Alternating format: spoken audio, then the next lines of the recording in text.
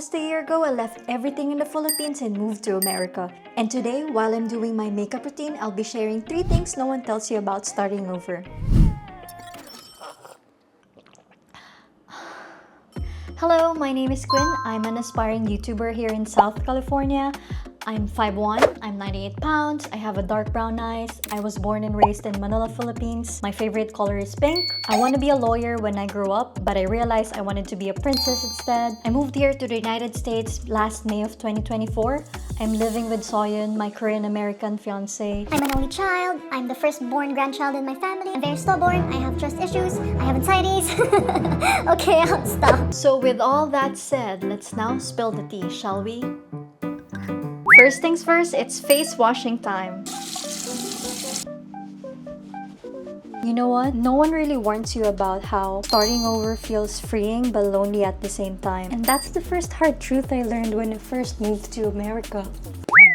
Growing up, I really didn't have a solid support system except for my grandma. But even though that was the case, it weirdly feels lonely leaving my family, my friends, and my hometown behind. When I left the Philippines, nobody knows except like 5 people whom I really trust. I purposely didn't share it with everyone because I didn't want to jinx it. The rest of the world found out that I'm in America only because I posted about it on my social media after 3 months of arriving here. And it's not because I was being secretive. But because I learned that not everyone wants to see you win or will cheer for you. And that's okay. Why? I'm not for everyone. The second thing I learned is that you lose things, but you'll gain who you really are. I lost a lot. Like a lot. I dropped out of college. I finally broke up with my first boyfriend of 6 years who's repeatedly cheating on me. Stupid! I know. I lost a lot of money. I lost my condo. I lost businesses, and on top of that, I even lost my grandma, and I even had a falling out with my parents for a while.